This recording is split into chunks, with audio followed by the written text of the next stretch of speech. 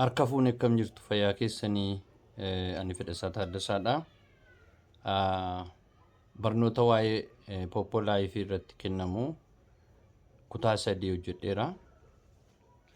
Kutaan tokkoffaan waa'ee pilaatfoormii kanaa akkamitti akka hundeeffame, maal of keessaa akka inni qabu, adeemsa akkamittiin akka hojjetamu kutaa tokkoffaa keessatti ibsee jira.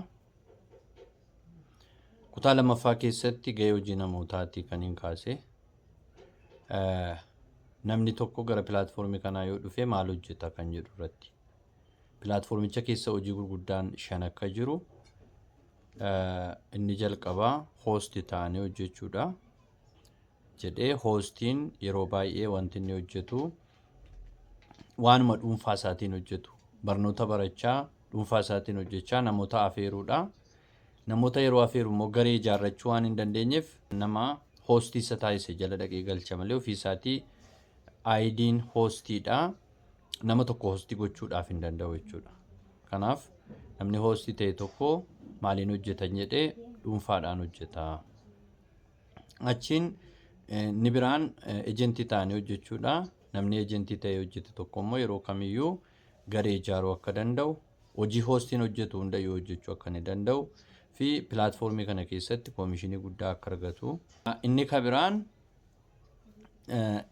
coin seelerii ta'uudha. Daldala pilaatfoormichi qabu oomisha isaa namattis dhaabbatattis gurguranii bu'aa argachuun akka danda'amu.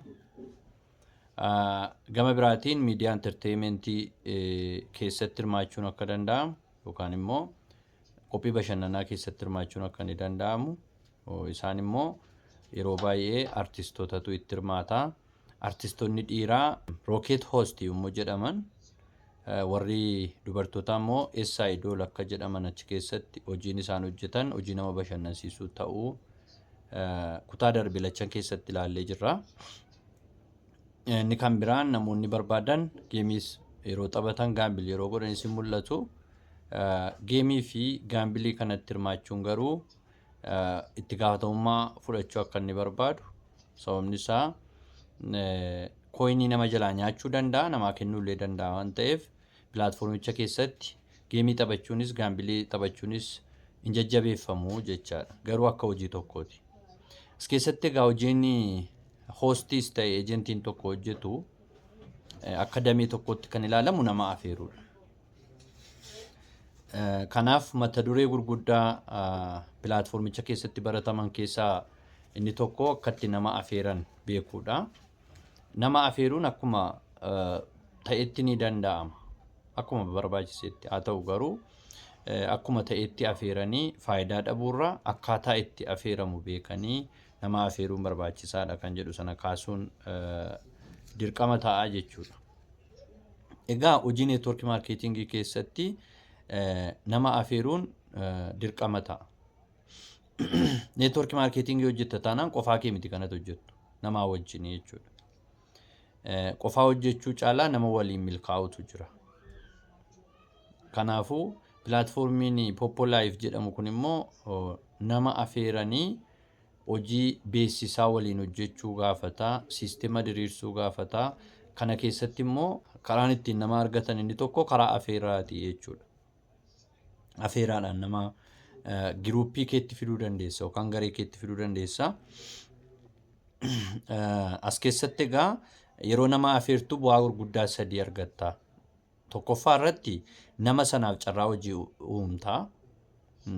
Kana jechuun inni akka hojiin onlaayinii jiru, akka hojiin diijitaal maarkeetingii jiru nama hin beekne tokkotti himtee akka inni dhufee hojii kana hojjetee bu'aa argatu goota waan ta'eef bu'aa buusteettaa jechuudha. Namoo galii dabalataa namni tokko akka argatuuf haala mijeessuufiin kee akka faayidaa tokkotti ilaalama. Faayidaa inni lammaffaan sababa nama sana afeertee fi atis yoo namni sun hojjetee badhaasa pilaatfoormii sanarraa argatta jechuudha. Fakkeenyaaf akka Poppolaayifiitti namni tokko afeeramee dhufee liinkii keetiin galeera yoo ta'e, liinkii keetiin galee waan inni hojjete irratti hundaa'ee pooyintii 10,000 hanga 140 sii kennuu danda'a.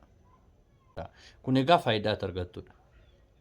Fakkeenyaaf shamarreen tokko dhuftee laayifii galtee pilaatfoormii kana keessatti sa'aatii 3 yoo isheen hojjettu siif poointii 10,000 kenna. Nama afeere kanaaf poointii 10,000 kenna.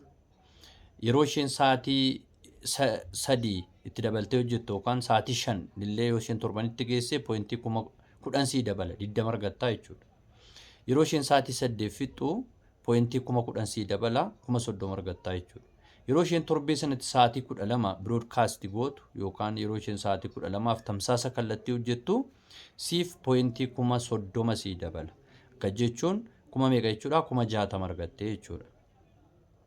Achumaan namni sun pilaatfoormii riwaardiin ala hojii hojjettirraa doolaara 20 ji'a sana keessa yoo isheen argatte poointii 10,000 sii dabalan malee. 1,000 ta'e 70,000.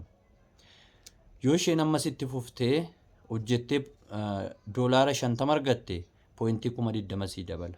1,000 ta'e 90,000. Ji'uma sana keessa yoo isheen itti fuftee poointii miliyoona 1 yookaan immoo doolaara 100 yoo isheen argatte poointii 20,000 sii dabala. Poointii 20,000 sii dabala. Amma meeqa geessaniittu poointii 100,000 fi 10,000 geesseettaa jechuudhaati. Yoo isheen ittuma fuftee hojjettee ji'a sana utuu fixin guyyaa 30 gidduutti doolaara 200 riwaardii dhaabbataa ala kun kan isheen laayifii galtee argattuun ala yoo isheen doolaara 200 ji'a sana keessa yoo isheen argatte bu'aa isheen buufte sanaaf sababisii waan ta'e poointii 30,000 sii dabala. Poointiin 110 fi poointiin 30 meeqa dhufa walitti? Poointii 140 dhufa. Poointii 140 immoo doolaara 14. Kanaaf carraa nama afeertee ati doolaara tokkooti hanga doolaara 14tti argachuu dandeessu ni jira jechuudha. Akkas yeroo jennu egaa namoonni tokko tokko nama afeeranii kaa'anii doolaara 14 eeguu jalqabu. Doolaarri 14 kan argamu namni sun yoo hojjetedha. Namni sun hin hojjenne taanaan doolaarri 14 hin argamu kana beekuu qabdu jechuudha. Inumaa nama afeertanii nama sana hojiitti hin galchine taanaan badhaasa kana hundayyuu argachuu dhabuu dandeessu. Kanaafi inni jalqabaa akkatti hojjetan beekuudha nama afeeruu dura. Erga nama afeerte immoo nama sana akkatti hojjetan sanatti nama sana hojjechiisuudha. Kun maal fida jechuudha? Bu'aa argamuun irra jiru sana kan argamsiisu ta'a. Inni sadaffaan bu'aan ati argattu namni sun siisteema kee keessa galee jechuudha. Keessumaa ati eejentii taate nama afeerte yoo ta'e pilaatfoormicha keessatti siisteematu ijaarama. Kutaa arfaffaa keessatti kan nu ilaallu yookaan kutaa shanaffaa keessatti mata duree arfaffaa kan nu ilaallu siisteematu ijaarama. Siisteemni sun immoo namoota garee kee keessatti ijaaraman keessaa hojii argamurraati koomishinii sii fida jechuudha.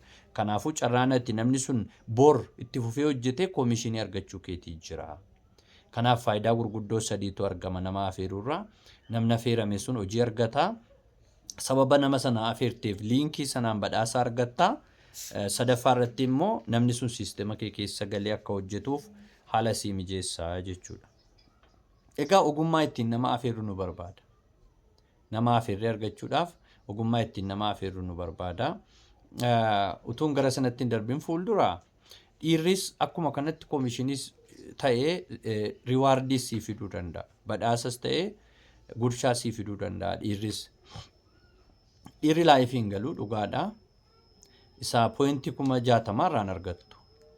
Meebii namni sun sirriitti hojjetee jennaan garuu yoo inni doolaara 20 ji'a tokko keessatti argatte poointii 10,000 sii kenna. Doolaara tokko argattaa jechuudha. Yoo namni sun coin exchange godhee doolaara 50 bu'aa argate doolaara 50 yoo namni sun ji'a sana keessa bu'aa argate badhaasa poointii 20,000 argatta. Yoo namni sun ammallee itti fufee doolaara 100 argate badhaasa poointii 20,000tu sii dabalama. Yoo namni sun ammallee itti fufee ji'a sana keessa doolaara 200 argate poointii 30,000tu sii dabalama. Kanaafuu dhiira tokko afeertee poointii 80,000 argachuu dandeessa jechuudha. Asirratti wanti isin hubachuu qabdan nama afeertanii badhaasa qofa hin eegina. Nama afeertanii ejentii yoo taatan nama sana giruuppii keessan keessatti yookaan garee keessan keessatti ijaarrattu sun immoo deemee koomishinii yeroo dheeraa akkasiin argatta waan isin hin gargaaruuf dhiiras dubartiis afeeruun baay'ee barbaachisaadha. Inumaayyuu dhiirri siisteema ijaaruu keessatti bu'aa guddaa qabu. Kanaaf dubartii caalaa dhiiratu siistema ijaara waan ta'eef dhiirota afeeruun illee karaa filannoo hin qabnedha jechuudha. Ogumni ittiin nuyi afeerru namoota kana afeerru gurguddoo sadiin isinii kaasaa. Jalqaba irratti nama sanatti siquudha yookaan hariiroo uumuudha nama afeeruu barbaadan sana. Hojiin neetwoork maarkeetingii biyya kana keessatti baramaa miti. Kun immoo maal fidee akka nuti waliin hubanne nu godhe. Yeroo isin nama afeeruu dhaqxan na hatu dhufe jedhee isin sodaata. Dursa nama sanaa wajjin hariiroo uumuun baay'ee barbaachisaadha. Ittaansuudhaan fedhii nama sanaa adda baasuun gaariidha. Namni sun fedhii akkamii qaba? Haa jennu nama waggaa tokko walirraa adda baatanii bilbilte of yaadachiifta. Yuunivarsiitiitti wajjin barannee yookaan iddoo akkasitti waliin turreetti of yaadachiifta. Nama tokko bilbiltanii wajjin haasoftanii akka dur wal beektan illee isa yaadachiiftan. Har'uma kaatanii har'uma hojii tokko jira isa hojjedhu jedheen si waame yoo isin jettan isin hin dhaga'u namni sun.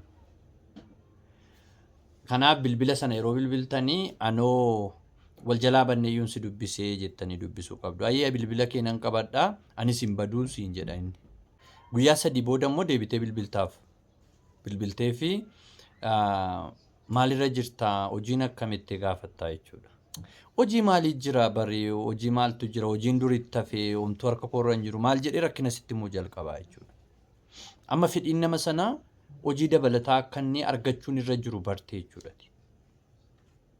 Yeroo kana nama sanaaf yaada kee ibsuu fi itti fufuu dandeessa. Kanaa achi immoo turtee hojiin xiqqoon tokko immoo na bira jirti si fayyadaaree jettee taasoftaa jechuudha. Malee yeroo nama afeertan akkuma waan namni sun dhufee har'uma sooromu har'uma dhufee konkolaataa bitatu mana bitatuutti itti himinaa. Hojii xiqqoo wayii na bira jirti birrii 1-2 yoo argamsiifte salphaa miti kottu jedhaatii afeera. Hojii akkamitti hojjetamaa maqaan isaa maalii siin jechuu jalqaba. Asitti egaa wanti itti beekuu qabdu maqaa pilaatfoormii itti himte taanaan namni sun bilbila isaa irratti gadi buufata. Utuuti hin dubbatin utuu sitti haasa'uyyuu inni pileestoorii keessa galee gadi buufata. Yoo namni sun gadi buufate wanti ati dhabdu badhaasa liinkiidhaan argamudha. Garuu nama sana giruuppii kee gochuu ni dandeessa. Badhaasa liinkiin argamu immoo dhabuu hin qabdu jedhee waan hin amanuuf nama sana tooftaa addaatiin afeeruu sirra jira jechuudha. Hayyee liinkiin si ergaa kanaafuu liinkiin si ergu sana xuxxee galtee buufattee galmooftee na dubbistaa jetta. Utuutiin galmaayyoon sitti meesii hin galuu. Kanaafuu erga aappii sana keessa seenteen sitti maa jetteetu nama sana mariisiftaa jechuudha. Isa booda hayyee naa ergii siin jedha liinkii kee ergitaaf jechuudha. Afeeruu keeti. Fedhii isaa adda baafteettaa hojii akka inni barbaadu barteettaa amma ni afeerta. Egaa maqaa pilaatfoormiitti kaasuun liinkii sanaan badhaasa argamu si dhoowwata waan ta'eef liinkiidha kan si ergamu liinkii ergeef isa booda namni sun liinkii tuqee gaafa gadi buufattu si lakkaa. Si lakkaa'u isaa kanatti itti beektu meesejii si qaqqaba. Abaluun afeerteetta jedhee si qaqqaba. Haa ta'u malee namni sun akka inni hojii hojjetu godhii siin jedha. Yoo namni sun hojiin hojjenne bu'aan ati argattu hin jiru. Bu'aan ati argattu hin jiru. Kanaafi nama sana afeeruu kee fuuldura akkamittan afeera kan jedhu sirriitti istiraateejii gaarii baafachuu tarsiimoo gaarii baafachuu sirra jira. Liinkiin kee akka seeneen siif koomishinii si lakkaa'aa miti. Namichi hojjeteeti kanatti koomishinii argattu. Yoo kara liinkiidhaa badhaasii jira ta'e inni kun badhaasa liinkiiti yookaan riwaardii jedhama. Riwaardii sana argachuuf immoo nama sana karaa sirrii ta'ee afeeruudha. Erga afeerte hoo achumaan liinkii laattee fi galmaa jettee biraa sokkite taanaan namichi waan hojjetu hin beeku. Ibsa laachuufis sirra jira. Pilaatfoormiin kun maaltu hojjetama achi keessatti? Yoo xiqqaate illee akka inni itti kooyinii walitti qabachuu danda'utti agarsiisuudha. Akkaawuntiin isaa sirnaan akka banamuuf haala mijeessuufidha. Imeeyilii isaa waan hunda sirreessuufis sirra jira jechuudha. Yoo kanaa achi imeeyilii namaa irratti galmaa'ee fees aawutentikeeshinii kennee maal godhe yoo xumure akkaawuntiin sun kan isaa miti jechuudha. Kanaafuu tokkoffaa imeeyilii ofiitiin galmaa'utu irra jira. Lammaffaa immoo imeeyiliin isaa sun paaswoordii qabaatee paaswoordiin isaa yaadachuu danda'utu irra jira. Akka jechuun inni yoo bilbilli inni amma ittiin hojjetu kun cufame Bilbilli nama ittiin hojjetu kun yoo cufame bilbila biraa irratti banuu danda'utu irra jira iimeelii isaa. Isa booda namni sun deebi'ee gara kee dhufee rakkoo qabullee furachuu waan danda'uuf yoo iimeeliin isaa kan namaa ta'e garuu adeemsa karaa dheeraa gaafata jechuudha. Nama sana deebisanii akkaawuntii isaanii banuun illee ulfaataadha. Kanaafuu wanti isin gochuu qabdan akkaawuntiin nama sanaa karaa sirrii ta'e akka inni banamu gochuudha. Liinkii qofatti ergitanii biraa hafuun isin irra hin jiru. Bilbiltanii galmaa'uu isaa mirkaneeffachuu, namni sun karaa sirriirra deemuu isaa agarsiisuun sirriidha. Akka namni sun itti galmaa'us barreeffama keessatti ibsuufii qabdu gaafuma ergitan. Akka namni sun itti galmaa'uun ibsitaniif taanaan akka itti galmaa'uun beeku dogoggora uumuu danda'a. Fakkeenyaaf dubartiin dhiira taate dhiirri dubartii ta'ee yoo banate fa'aa hojii kana hojjechuu hin danda'u. Kanaafuu karaa sirrii ta'e kan inni banatuuf gargaaruudha. Bilbiltanii fi yookaan qaamaan argamtanii gargaaruun dirqama ta'a jechuudha. Inni biraan nama sana deebistee hoostii kee gochuu qabda. Ejentiidha dheeranii irruma caalaa hoostiin nama yoo afeeres ejentii isaatti nama sana kennachuu qaba. Fakkeenyaaf amma hoostii koo warri taatan ejentii hin taane waan ta'eef nama immoo afeertanii koomishinii argachuu qabdan. Kanaafuu filannoo lama qabdu ana biratti. Sadarkaama tokkoon ejentii ta'uu ni dandeessu. Ejentii taatanii achumaan giruuppii keessan ijaarrachuu dandeessu. Lakki ejentiin ta'uu nami jedhe immoo nama afeeree fidee ana bira kaa'achuu ni danda'a. Ani immoo gaafanne ejentii ta'uun nama sana isa jalatti ejentii godha jechuudha. Rakkina tokkoon qabu kun. Nama sana hoostii kee gochuuf immoo maay ejensii nama sanaa keessatti ID ejentii sana barreessuudha. Isa booda namni sun hoostii ta'ee jechuudha. Namni sun hoostii hin taane taanaan bakka biraa deemuu danda'a waan ta'eef sanas xumuruun karaa filannoo hin qabnedha. Inni biraan leenjisuudha.